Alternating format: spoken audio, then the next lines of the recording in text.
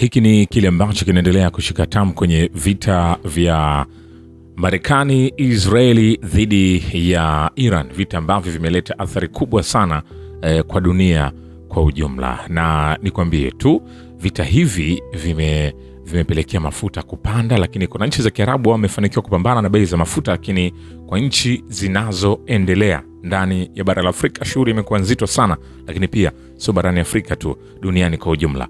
Bei ya mafuta au Iran ameweza kuonyesha kwa nini yeye anapaswa kuwa ni moja ya nchi ambazo ni super power duniani, kwa namna ambavyo kuna vitu ambavyo anadhibiti ambavyo vinasaidia dunia. Kwa hiyo yako mambo mbalimbali ambayo yameweza kuibuka. Kwa hiyo sasa hivi ni kazi kubwa ambayo viongozi wengi wa serikali wanayo ya kuhakikisha mambo yanakuwa sawa, wananchi wao wapate unafuu wa maisha. Lakini kama unafuu wa maisha usipopatikana kwa sababu ya bei ya mafuta kwa juu, basi itakuwa ni shughuli nyingine kwa baadhi ya mataifa.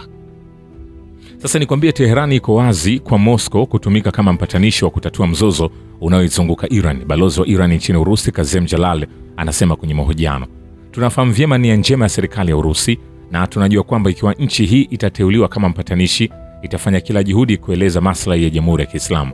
Hata hivyo, kwa ufahamu wangu, kutokana na ukosefu wa nia kwa upande wa mchokozi, suala la upatanishi na kuteua nchi inayopatanisha bado halijatatuliwa, mwanadiplomasia huyo alibainisha. Kwanza alisisitiza madhumuni ya mazungumzo yanahitaji kuamuliwa, na hapo ndipo mpatanishi anaweza kuteuliwa. Msimamo wetu wa kanuni ni kwamba kusitisha mapigano tu na kuzuia uchokozi bila dhamana dhidi ya kujirudia hautoshi. Hili ni moja tu ya masharti yetu, mwanadiplomasia huyo alisema. Vilevile, usalama katika mlango bahari wa Hormuz unahusiana moja kwa moja na kama Iran inadumisha uhuru na utulivu ndani.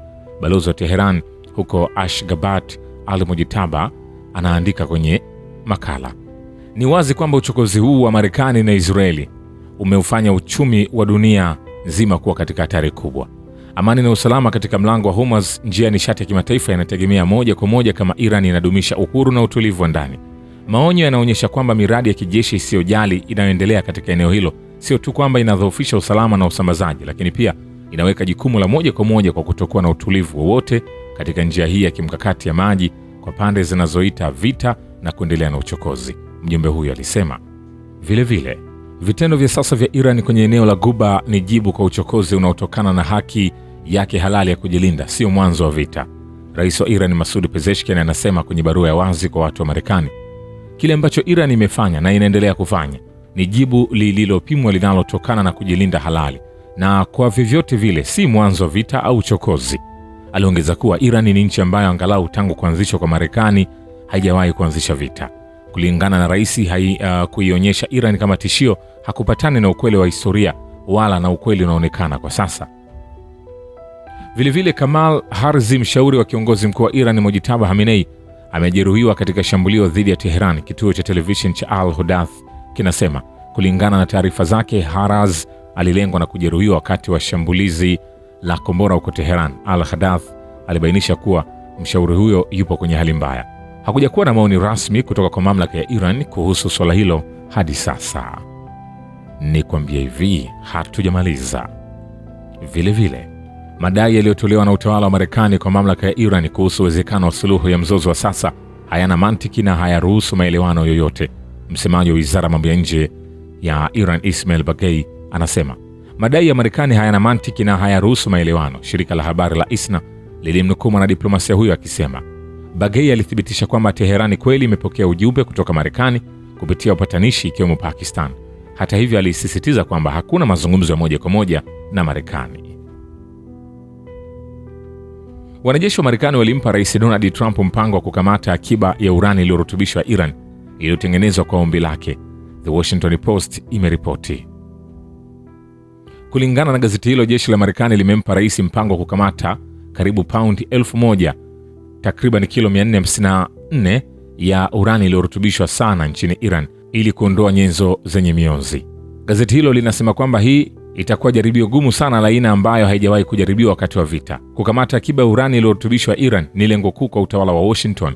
Mpango huo utahitaji usafirishaji wa ndege wa mamia au maelfu ya wanajeshi na vifaa vizito. Kulingana na makadirio yaliyotajwa, hiyo inaweza kuchukua wiki. Operesheni hiyo ingefanyika chini ya mashambulizi kabisa ya Iran. Mtaalamu mmoja alibainisha kuwa hii inaweza kuwa operesheni ngumu zaidi ya aina yake katika historia. Kwa upande wake, katibu wa habari wa ikulu ya White House Caroline Levitt anaiambia The Washington Post ni kazi ya Pentagon kufanya maandalizi ili kumpa kamanda mkuu chaguo la juu zaidi. Haimaanishi kwamba rais amefanya maamuzi. Vile utawala wa Washington una angalau chaguzi 4 kuhusu Iran, lakini hakuna hata moja itakayoipendelea Marekani, The Atlantic inasema. Jarida hilo lilibainisha kuwa hatari hizo zinahusishwa hasa na ukweli kwamba Iran inaonekana kuzingatia msimamo wake kuwa na nguvu kiasi kutokana na udhibiti wake halisi juu ya mlango bahari wa Hormuz, na kwa hivyo bei ya mafuta duniani. Teherani huenda isihisi kwamba kukomesha vita kwa muda mfupi wa Marekani ni kwa maslahi yake, wachambuzi wa gazeti hilo walidokeza.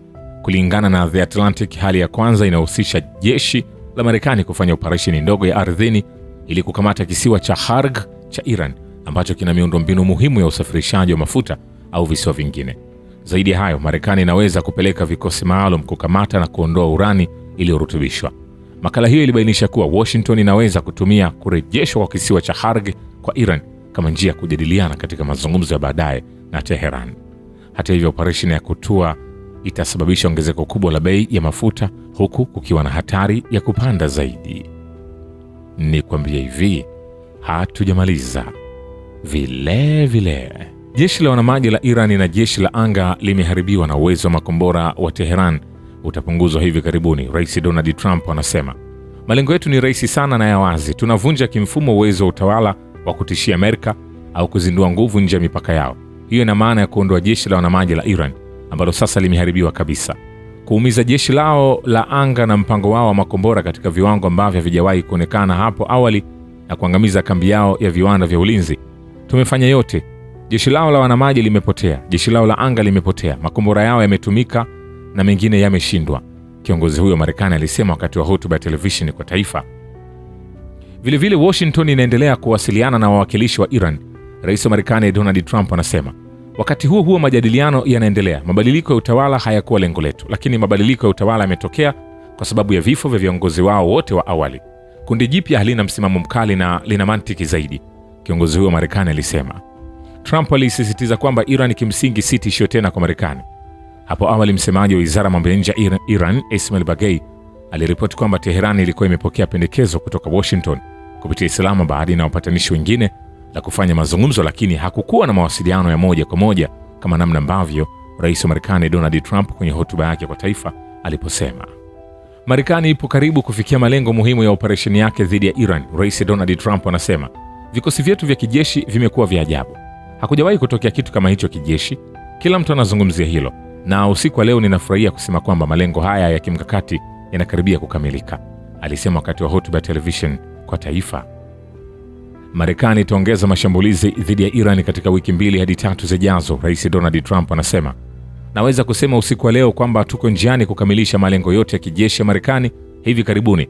Tutayapiga vikali sana katika wiki 2 hadi 3 zijazo. Tutayarudisha kwenye enzi ya mawe ambapo yanahitajika, kiongozi huyo Marekani alisema wakati wa hotuba television kwa taifa. Je, atafanikiwa kwa kile ambacho amekizungumza kwamba wataishambulia Iran, kuhakikisha Iran anapokea matakwa yale Marekani anayotaka? Muda utazungumza. Vile kwa Donald Trump, Marekani haitegemei usafirishaji kupitia mlango bahari wa Hormuz. Urejesho wa usafirishaji kupitia mlango bahari wa Hormuz unapaswa kushughulikiwa na nchi zinazoutumia kusafirisha mafuta, Donald Trump anasema. Marekani haiagizi mafuta yoyote kupitia mlango bahari wa Hormuz na haitachukua mafuta yoyote katika siku zijazo. Hatuyahitaji, kiongozi huyo Marekani alisema wakati wa hotuba yake kwa taifa kwa television. Na nchi za dunia zinapopokea mafuta kupitia mlango bahari wa Hormuz lazima zitunze njia hiyo, lazima waithamini, lazima waichukue na kuithamini. Wanaweza kuifanya kwa urahisi, tutakuwa na msaada, lakini wanapaswa kuongoza katika kulinda mafuta ambayo wanategemea sana, kiongozi huyo Marekani alisisitiza. Vilevile, Marekani iko tayari kuharibu mitambo ya umeme na miundombinu ya mafuta ya Iran ikiwa Teherani itakataa kufikia makubaliano na Washington, Rais Donald Trump anasema. Alisema kwamba Marekani inajaribu kufikia makubaliano na uongozi mpya wa Iran. Kundi jipya la viongozi wa Iran halina msimamo mkali na lina busara zaidi. Kwa hivyo, ikiwa katika kipindi hiki hakuna makubaliano yaliyofanywa, tunalenga shabaha muhimu. Ikiwa hakuna makubaliano, tutashambulia kila moja mitambo yao ya kuzalisha umeme, kwa bidii sana na pengine kwa wakati mmoja. Kiongozi huyo wa Marekani alisema, hatujashambulia mafuta yao, ingawa hilo ndilo shabaha rahisi zaidi kwa sababu halitawapa nafasi ndogo ya kuishi au kujenga upya, lakini tunaweza kuyashambulia na yatatoweka, na kuna kitu ambacho wangeweza kufanya kuhusu swala hilo. Vile usafirishaji katika mlango bahari wa Hormuz utarejeshwa kikamilifu baada ya mgogoro na Iran kuisha, hasa kwa sababu Teherani ina nia ya kuuza mafuta. Rais wa Marekani Donald Trump anasema mgogoro huu utakapoisha, mlango bahari wa Hormuz utafunguka kiasili. Kiongozi huyo alisema watataka kuweza kuuza mafuta kwa sababu hiyo ndiyo yote wanayopaswa kujaribu kujenga upya. Trump aliongeza akimaanisha mamlaka ya Iran, mafuta yake yataanza tena kutiririka na bei ya gesi itashuka haraka. Vile taarifa za rais wa Marekani Donald Trump kwamba uwezo wa kijeshi wa Iran umeharibiwa haziendani na ukweli, anasema Ibrahim Zolfaghar, msemaji wa makao makuu ya Hatam al-Anbiya ya Iran. Usitumaini kwamba umeharibu vituo vya uzalishaji wa makombora ya ballistic, ndege zisizo na rubani zinazoongozwa kwa usahihi wa masafa marefu na kushambulia, mifumo ya ulinzi wa anga ya hali ya juu, uwezo wa kielektroniki wa vita na vifaa vyetu maalum, kwa sababu kwa dhana kama hiyo utazama zaidi kwenye kinamasi ulichonacho tayari, alisema kama ilivyonukuliwa na shirika la habari la Mehr. Mapema kiongozi huyo wa Marekani alisema kwenye hotuba yake kwa taifa kwamba vikosi vya majini na vya anga vya Iran vimeharibiwa na kwamba uwezo wake wa makombora utapunguzwa hivi karibuni. Vile Marekani itatoka Iran haraka sana, lakini inaweza kurudi kwa mashambulizi ya haraka ikiwa inahitajika, Donald Trump anasema. Alipoulizwa ni lini Washington itafikiria kuhusu operesheni ya kijeshi dhidi ya Iran, alisema siwezi kukuambia haswa, tutatoka haraka sana. Iran ilipokea mapendekezo ya utatuzi wa migogoro kupitia wapatanishi wenye madai makali na yasiyo na mantiki. Msemaji wa Wizara ya Mambo ya Nje Ismail Bagay anasema ujumbe tuliopokea kupitia wapatanishi una madai makali na yasiyo na mantiki, na ndio maana wa Iran wanawatendea kwa tahadhari maalum, kituo cha television cha Iran Al-Alam kilimnukuu. Bagay alihakikisha tena kwamba hakuna mazungumzo yanaendelea kati ya Iran na Marekani kwa sasa. Maswali yanaendelea kubaki. Anachozungumza rais wa Marekani Donald Trump kwamba mazungumzo yanaendelea, ni nani hasa ambaye anafanya naye mazungumzo? Au ni njia ya kuhadaa wananchi wake? Au ni njia ya kujitengenezea namna ya kutoka kwenye vita hivi ambapo tayari ameonekana kuwa kwenye kinamasi kizito? Muda utazungumza. Shukran kwa Babu ya Kivita na Historia ya Dunia. Mimi ni Richard Shio, The Rich Voice. Ni follow Instagram na TikTok kama Rich Voice Official. Asante.